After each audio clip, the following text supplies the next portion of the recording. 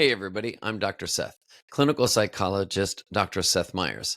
All right, I'm going to talk in this video today a little bit about lying, the behavior of lying, the psychology of lying. The first thing that makes sense is to look at the motivations for lying. Why do people lie?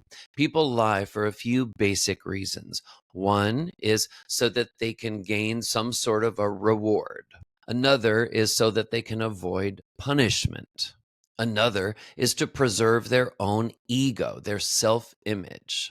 And the other category I'll mention is to spare someone else's feelings, to avoid hurting someone else's feelings. Three of the main sort of types of lies, if we categorize them, are what we call in the culture white lies. These are socially motivated lies. We tell little white lies either so that we don't hurt someone's feelings, or maybe because social conventions tell us that, it's not nice to say certain things and it's better to say something like, yeah, oh, you look great in that outfit, even if you maybe don't think that they do. So those are sort of socially motivated little white lies. They don't cause incredible harm. The second type of lie I'll talk about is what are called self-serving lies. These are lies people tell so that they can get some sort of personal gain.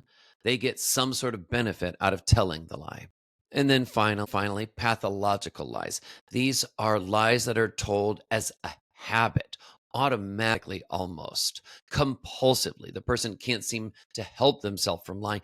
It has just become such an ingrained part of their personality. And if you know anybody who's a pathological liar, it can be really scary how someone can lie so easily, so flippantly. I want to share one research study that's super interesting. It's actually an older study from 1996, but it's fascinating. So in this 1996 study, DePaulo and colleagues found that in 1 in 5 social interactions that last 10 minutes or longer, someone tells a lie. So interactions that last 10 minutes or longer, 1 in 5 end up including some sort of a lie. That is fascinating when you think about it. So in other words, the deeper one goes in talking, the deeper one goes in conversation, the deeper one goes in maybe talking about a topic or sharing parts of your feelings or things going on in your personal life.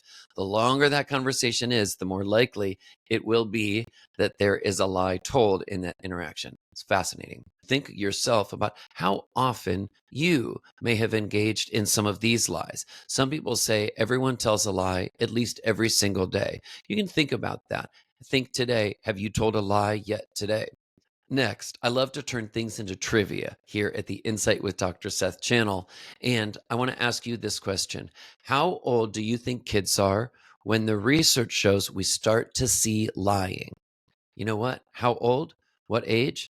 About 2 or 3 years old. So it starts early. Well, the final thing that I just want to mention in this video is something that I have found in my career in 20 years as a clinical psychologist. And that is that when we talk about lies, we often talk about the lies that people tell others. But what I have found is that there's also a whole other level of lies that are just as important for people to take inventory of. And that is the lies that people tell themselves. Sometimes the lies that people tell themselves are actually much greater than the lies they tell anyone else. A lot of the lies that we tell ourselves have to do with our relationships. We may tell ourselves a lie that we are not upset about something our romantic partner has done, or that we are not angry at our romantic partner, or resentful for a series of things in the relationship.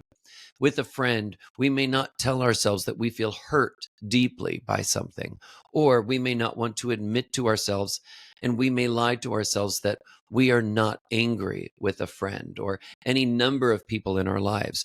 But the lies that we tell ourselves are just as important to look at and take inventory of as the lies that we tell others. Well, I hope this video has been helpful. I have a whole library of videos that I hope can be helpful to you on my YouTube channel here, Insight with Dr. Seth, and I wish you all the best.